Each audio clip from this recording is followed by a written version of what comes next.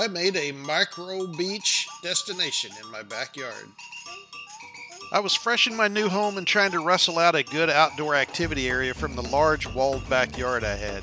I was in a villa, so there was a 5-foot cement wall surrounding the yard area. And while I love the privacy it offers, it seemed a bit stale. I was trying to make several backyard destinations with a hot tub, a sitting area, fire pit, and a grassed area for bag toss, things like that. I also had a foldable hammock for those wanting to rock and rest to the amazing blue skies. I'd seen someone suggest making a beach destination, and it talked to me. Uh, my thought was to take a couple of weathered Adirondack chairs, a small table, concrete seagull that was left here by the previous owner, and put something together. My plan was to bring in some sand to make a small foot beach. I also decided to try my hand at painting a seascape mural on the inner wall. Oh my. You know, an ocean view with your feet in the sand. That was the intent. Picked out the spot on the wall and cleared the present river rock that adorned my backyard and put down several bags of play sand. I went with about a 2-inch base so the toes could dig in if desired.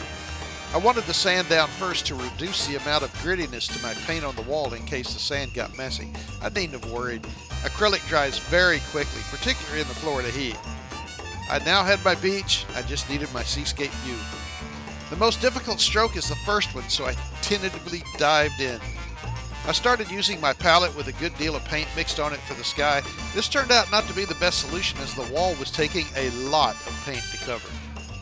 I switched out my palette for a solo cup and mixing it with a painter's knife. And I don't like to overmix my paint and leave some streaks and some of the blended colors.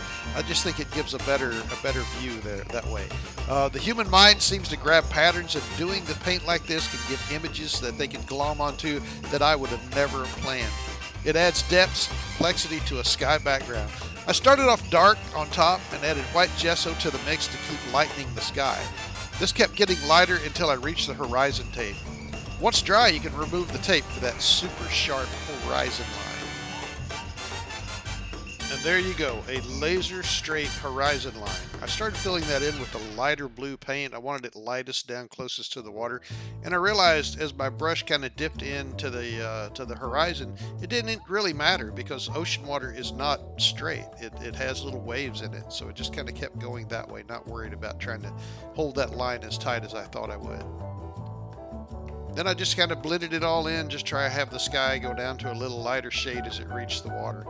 Then I continued on with my water. Again, using a teal, and the intent was to get progressively lighter as I went closer and closer to the beach. Once I got to a certain point, I realized I need to make a stop to this thing, so I wanted to make my demarcation line where the beach was actually going to be, where the water would meet the beach.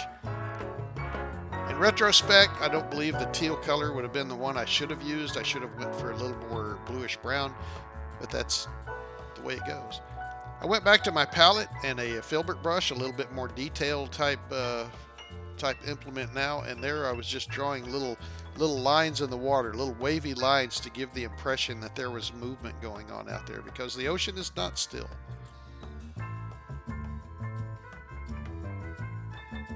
And once done with that, I decided to turn my attention to the clouds. So I, using a small piece of sponge, I mixed some colors that was a white gesso, black gesso, and a part of the blue to make kind of a bluish gray.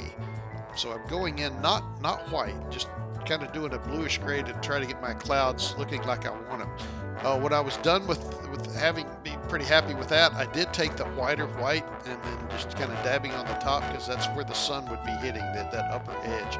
And then to give it a more indication of shadow, I just had some more of the gray color and I used that same sponge and just kind of tapped the gray color down on the bottom of the cloud, giving it a shadow.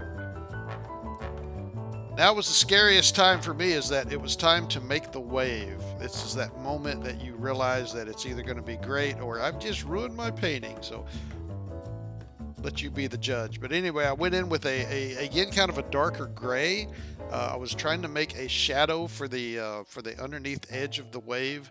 So I just kind of picked a wave form and just went with it. Once I had it kind of like I wanted it, I went back with just the straight white gesso and just dabbing it on at the upper part of that shadow. This is just kind of showing that roiled water that is about to come crashing down. And then once that was all in, I just basically took that same brush and just lightly, and the brush, I wish it had been just a little bit drier, but just kind of pulling that white down, just kind of covering up the shadow, giving it the idea of some depth. That at some point you have to have that water spilling over the top, and so I just picked a spot and just started pulling it down.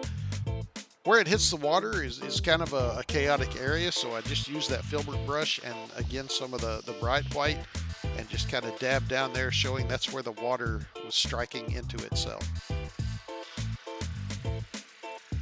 I lightened up some more of the teal color, the aquamarine, whatever you want to call that, and tried to go in and actually bolster up that underneath side of that wave. Try to give it a little more translucent look, like the water, the light color of the water that you see on the underside of a wave.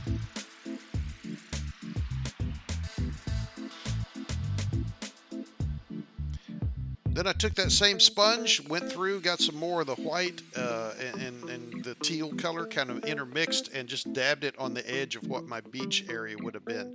Just to kind of show you the rough water there as the waves come in and kind of smack down. I really wasn't sure quite what to do with that right there, but I think it turned out okay for the most part. Now just had to put it all together. Regardless of anything else, it's definitely going to be a conversation starter.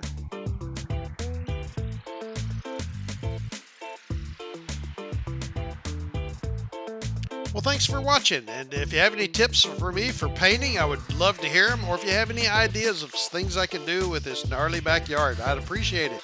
Talk in the comments below. Thank you.